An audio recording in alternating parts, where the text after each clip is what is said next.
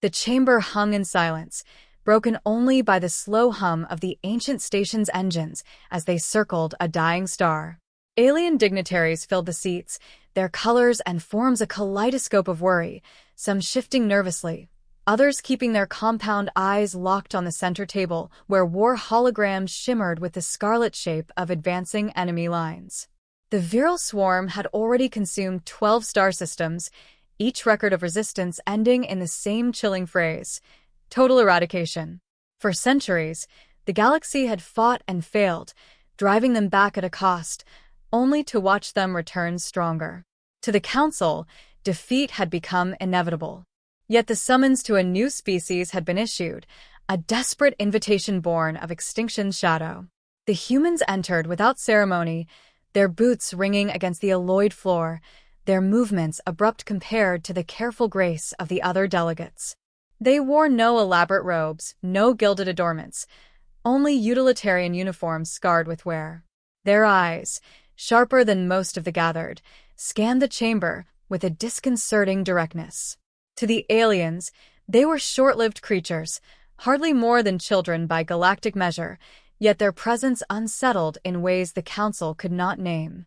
At their head walked Captain Elias Ward, tall, broad-shouldered, carrying himself like a man who had already stood at gravesides too numerous to count. His hair was streaked with iron, though his years were far fewer than many species considered mature. His voice, when he spoke, was measured steel. "You asked us here because you are losing," he said simply, not bothering with titles or courtesies. The bluntness drew uneasy ripples of movement from the gathered alien lords, but none challenged him. Beside him stood Major David Kane, built like stone, his every movement taut with coiled readiness. A jagged scar crossed his cheek, a relic of battles that had taught him pain was nothing more than a constant companion. His silence in those first moments carried weight, his stare steady, daring anyone to dismiss him. For Kane, words were wasted unless they drove men to act. The third figure, Lieutenant Marcus Hale, was younger, his features less hardened, but the restless intensity in his eyes betrayed the kind of mind that thrived on chaos. Among pilots, his name had already grown in the few systems humans had defended, reckless, unorthodox, alive where others burned. He stood at ease yet alert, watching the aliens with curiosity, as though studying creatures in a lab. The Council had been briefed on these men. Reports spoke of Earth's turbulent history, its endless wars, and the resilience of its people. Yet seeing them in flesh unsettled more deeply than the documents had warned. These humans did not resemble allies who clung to life. They looked like predators walking willingly into the fire. A Xyrath general, towering and mantis-like, clicked its mandibles in disdain. "Your kind has no experience against the swarm. You have not fought them in the dark where they come endless, like tide against stone." Ward did not flinch. "We don't need a century to learn how to fight. We've learned in months what others learned in decades, because we have no choice." His eyes swept the chamber. "The difference between us and you is simple. You've been trying to survive them. We intend to kill them." The words rang sharp as a blade through silence. Alien voices rose in anxious mutters, their languages overlapping in a susurrus of unease. For countless years the Coalition had built strategies around containment, retreat, attrition. The thought of victory had long since become myth. Major Kane leaned forward, his deep voice carrying a gravel edge. "If they bleed, they can die. That's all we need to know." One of the elders, a translucent-skinned scholar whose kind had charted war since time beyond memory, shivered visibly. "You speak as though death means nothing to you." Marcus Hale's grin was quick and sharp. "Death means plenty, but it doesn't mean stop." The Council's disquiet deepened. To them, these humans were either mad or monsters. And yet, in the pit of their unease, a new possibility stirred, something they had not allowed themselves to imagine in generations. Hope, tinged with fear. Ward turned back to the central hologram. The virile swarm expanded across the map like a spreading infection, its advance inevitable. His voice grew low, intimate, yet carried across the chamber with clarity. You're not losing because they're invincible. You're losing because you fight them like prey. Prey survives by running. We don't run. His words settled into silence. Even the hum of the engines seemed to fade, leaving only the collective awareness that something had shifted. The alien lords were staring not merely at soldiers, but at a force they did not understand, one that might burn the galaxy itself if given cause. The eldest counselor finally rasped, "You ask for the vanguard role, for command where others failed. What assurance do we have that you will not lead us into ruin faster than the swarm already does?" Ward's reply came, without hesitation. "You have no assurance. Only the knowledge that if you do nothing, you will die screaming as your worlds fall. Give us the fight. You'll either see victory or see us die trying." The chamber sat heavy with his words. Some of the gathered shrank back, whispering in alarm. Others, though they would never admit it, felt their own blood quicken at the raw certainty in his tone. No one could recall the last time anyone had spoken of victory without trembling. The counselor's many eyes closed, a decision forming in the gravity of silence. Finally, with the weight of reluctant desperation, the words were spoken. "Very well. Humans shall hold the vanguard." Kane's lips twitched in something between a smirk and grim satisfaction. Hale cracked his knuckles, as if eager for the inevitable. Ward inclined his head once, the gesture sharp as a blade. The alien assembly sat back, disturbed, unsettled, yet unable to turn away. They had wanted allies. What they had invited were predators into their fold. And in that moment, watching the three men stand unwavering before the abyss, the galaxy realized it had no choice but to gamble its future on the creatures who sought not survival, but victory. Would you like me to continue writing Section 2 in full prose the same way, keeping within the 1,000-word limit, or would you prefer I generate the image prompt for Section 1 first? You said. The void between the stars lit up in fire as the Coalition fleet aligned into their familiar, rigid formations. Massive carriers and shielded cruisers shifted with slow precision, their movements dictated by caution born of centuries of defeat. Alien admirals barked orders through a haze of fear, calculating escape vectors even before the first shot had been fired. To them, survival was the highest priority. Against the Virile, survival had always been the only victory left. From the forward human command ship Resolute, Captain Elias Ward watched the Coalition's posture with faint disdain. Defensive walls, overlapping shields, retreat contingencies, every move screamed of prey huddling together. He leaned forward in his chair, his voice calm but edged with iron. "Signal Hale's wing. We advance." The communications officer hesitated.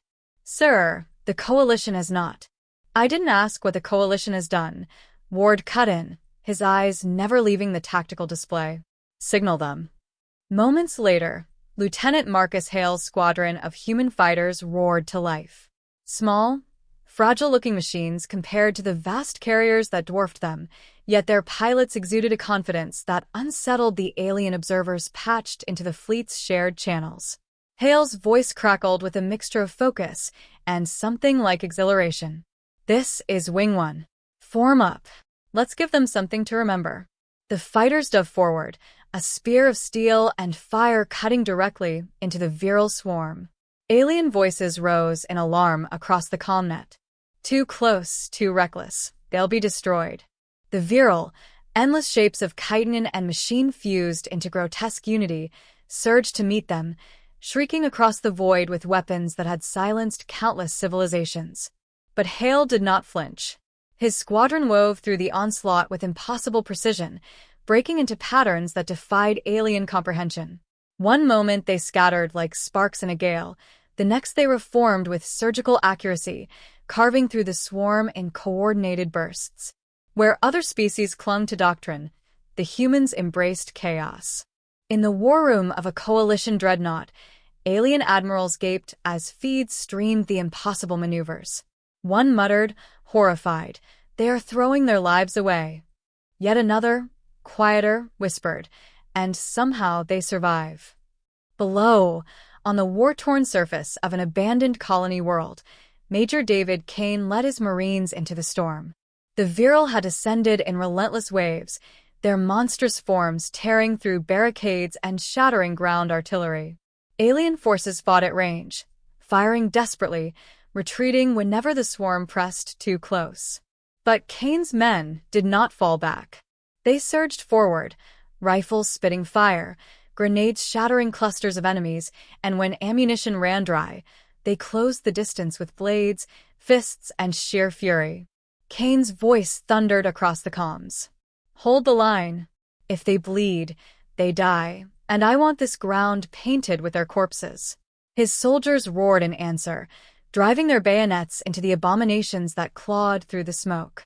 Alien observers, watching through hollow feeds, recoiled as the humans fought like creatures possessed, their violence intimate and unflinching. To them, war was conducted at a distance, with technology insulating them from the horror. To humans, war was close enough to taste the blood in the air. A squad of Marines became encircled, pinned against broken stone. Kane stormed into the fray, his rifle slung as he drew his combat knife, striking with brutal precision. A virile beast, all blades and armored carapace, reared above him, only to collapse as Kane's knife found a seam and drove home. He wrenched it free, bloodied and grinning through the chaos. "Push them back," he barked. "This isn't their ground. It's ours now." The coalition commanders watching through tactical uplinks sat transfixed. Some turned away, unable to watch the savagery.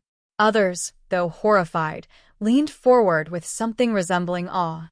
These humans did not fight like the galaxy's other races. They fought as though destruction itself was not a threat, but a companion they welcomed. Above the planet, Hale's wings suffered losses. One fighter spiraled into ruin, another vanished in a flare of light, but the survivors pressed harder, their voices calm and sharp over comms. Hale himself executed a maneuver so reckless that alien tacticians cried out in disbelief, diving straight through the heart of an enemy cluster before detonating his secondary thrusters in reverse, shredding the swarm behind him. His laughter, wild and alive, carried across the shared channels. "You see that, Ward? They thought we'd blink first." Ward, watching from the bridge, allowed the barest flicker of a smile. His hand tightened on the command chair. "They'll learn soon enough we never blink." He leaned to his officers. "Advance the fleet. If they want to call us reckless, let them. Today, reckless wins." The coalition ships hesitated, confused, but slowly followed as the humans pressed forward. For the first time in living memory, the virile line bent under assault. Not from overwhelming force, not from overwhelming numbers, but from sheer ferocity. On the planet below, Kane's Marines drove the swarm back step by bloody step.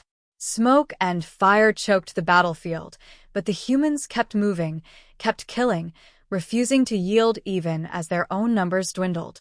To the aliens observing, it looked less like war and more like an unstoppable tide of madness, except the madness was winning.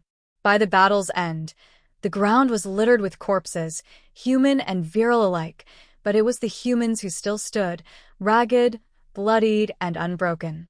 Kane wiped his blade clean on the carapace of a fallen foe, his voice low but certain.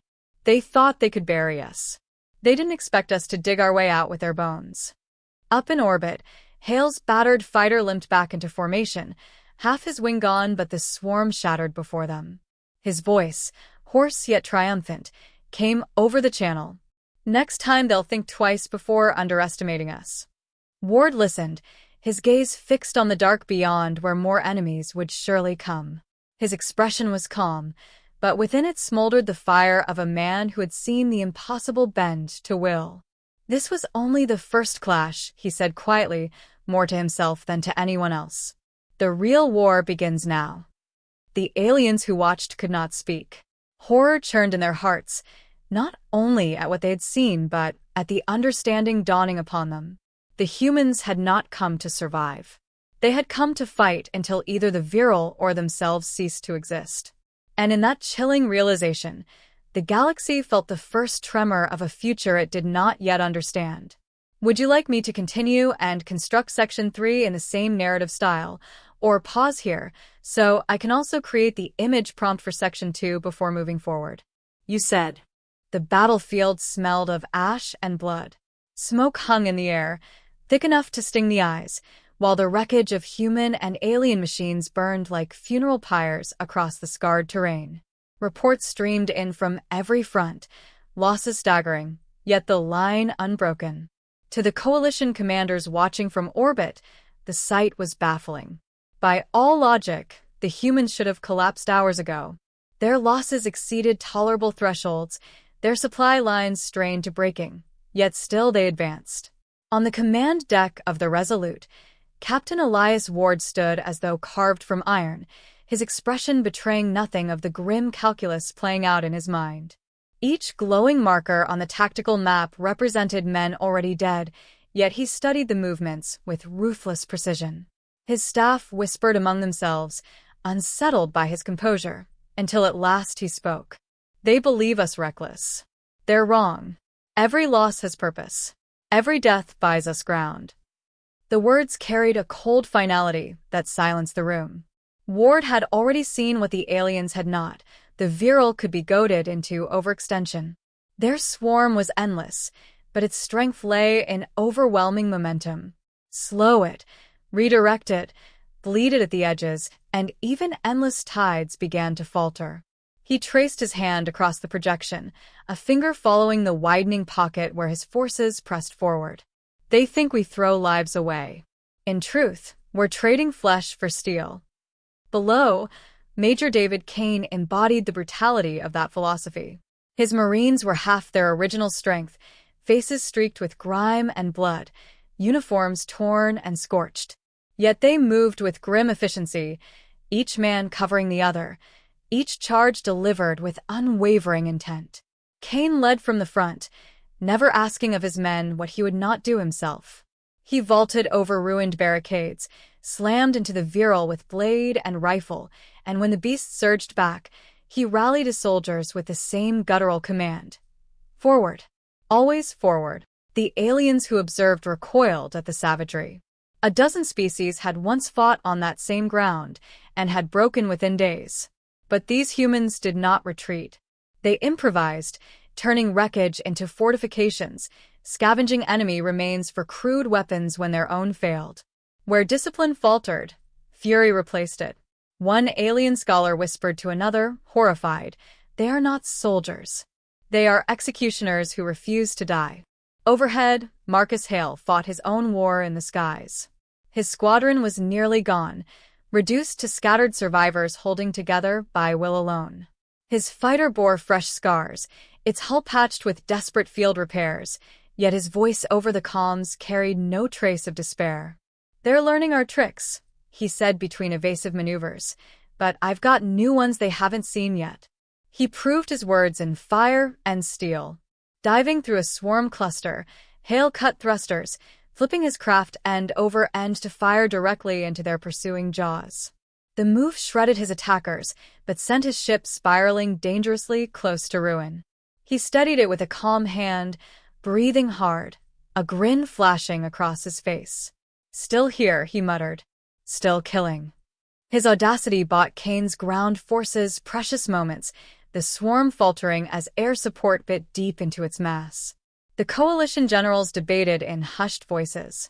"Their casualties are beyond recovery," one insisted. "This is unsustainable. They will break." Yet as the hours stretched, the humans did not break. Their numbers thinned, but there will only seem to sharpen. Every loss forged those who remained into something harder, more unyielding. The aliens, who had measured war in percentages and retreats, found themselves facing a truth that unsettled the core of their beliefs. These men did not calculate survival. They calculated victory, even if it cost everything. Ward knew it too. Alone in his ready room, he reviewed casualty lists with steady eyes, each name etched into the silence. He allowed himself no indulgence of grief, only the certainty that their sacrifice must serve the greater design. Into his recorder, he spoke softly, a message for no one but himself. "History will not remember their faces, but it will remember what we did here. That is enough." Kane, bloodied but unbowed, gathered what remained of his company as dusk fell over the ruined colony world. The ground was slick with ichor, the air heavy with the stench of burning virile corpses. He stood before his men, his knife still in his hand, and growled, "We hold until the sky falls. And when it does, we climb over it." The Marines answered not with cheers but with grim nods, the unspoken bond between them stronger than any oath. High above, Hale's voice broke the silence of the comms. "Ward, I've got movement on the far side. The swarm's pulling back." Ward straightened, his eyes narrowing. Not retreating, regrouping. He traced the pattern on his display, recognition flashing across his features. The swarm had taken the bait.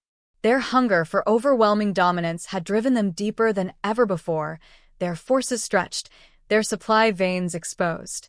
The very recklessness the coalition had decried now revealed itself as ruthless strategy. The alien commanders gasped as realization dawned. One whispered, awed and fearful all at once. They lured the swarm in, knowing they'd pay with lives to bleed them thin. Ward's voice over the fleet channel was calm, measured, final. "Now we strike. This is the moment they break." On the ground, Kane lifted his head as the command reached him. A savage smile touched his face. "You heard him, boys. Time to finish what we started." Hale angled his battered fighter into the dark, engines flaring like a predator's eyes. "I'll clear the skies. You carve the ground." And Ward, standing over the holomap, allowed himself the faintest breath of satisfaction. Every piece was where it needed to be. The trap had closed, and the galaxy was about to learn what humanity meant when it spoke of victory. Above them all, the stars burned cold and silent, bearing witness to a truth the aliens could no longer ignore. Humanity was not merely fighting the swarm. Humanity was changing the very definition of war itself. Do you want me to move directly into Section 4 in the same prose style, or would you like me to pause and also prepare the image prompt for Section 3 before continuing? You said. The final assault began beneath a sky lit by fire. The virile command nexus loomed like a wound in the world, a spire of blackened chitin and metal pulsing with alien light, its defenders swarming in unending waves. The coalition had never breached such a structure, never even reached its walls, yet now the humans pressed toward it with grim determination. Every alien officer watching through the fleet's holofeeds felt the same mix of dread and anticipation, as though history itself balanced on the knives carried by men who refused to stop. Captain Elias Ward directed the offensive from orbit, his face carved in granite focus. Orders left his lips like hammer strikes, each one pushing men deeper into fire. Casualty reports streamed across his console, entire companies reduced to fragments, fighter squadrons wiped out to the last ship, yet he did not falter. He had gambled everything on this final blow, and his men obeyed, without hesitation. All wings, drive the swarm back from the Nexus. Ground forces, breach at any cost. His voice carried none of the desperation gnawing at alien commanders. It carried inevitability. In the skies, Marcus Hale led what remained of his squadron through impossible maneuvers. His fighters shook under repeated strikes, alarms screaming, but he pressed forward with a feral grin. "On me," he barked to the survivors. "We're not flying to live. We're flying to hit harder than they've ever seen." His small formation dove as one, breaking through the Viral's aerial guardians. One by one, the fighters vanished in blossoms of flame, sacrificing themselves to tear open a path. At last only Hale remained, his craft bleeding smoke, his targeting systems failing. He locked onto the Nexus's aerial defense node, whispered to himself, "This'll hurt," and rammed full throttle. His ship vanished in a shattering explosion that lit the heavens. From orbit, alien commanders gasped. From the ground, soldiers roared. Hale was gone, but the skies were clear. On the surface, Major David Kane seized the moment. His Marines, filthy, blood-soaked, and fewer than half their number, charged the exposed walls of the Nexus. Virile beasts hurled themselves at the humans, But the men fought like wolves, bayonets flashing, grenades detonating in brutal succession. Cain carved a path through the chaos, his knife a constant blur, his rifle thunderous until it clicked empty, then discarded for another weapon torn from a fallen comrade's grasp. He bellowed above the cacophony, voice raw. "Forward! Break them open!" The breach came in a storm of fire.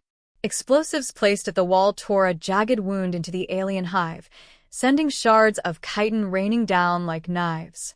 Cain was first through, dragging 2 wounded men with him, refusing to let them fall. Inside, the air was thick and damp, walls pulsing with unnatural light. The Marines entered like hunters into the belly of a beast, weapons ready, eyes blazing. Every step was bought in blood, yet they pressed deeper, leaving a trail of corpses in their wake. Ward's voice reached them through comms, steady and cold. "You must destroy the Nexus core. Without it, the swarm fractures. With it, this war never ends." The Marines reached the heart of the structure, a cavern of flesh and metal wrapped around a pulsating core.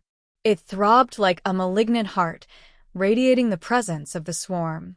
Cain stood before it, his chest heaving, his men forming a circle around him though their numbers were broken and small.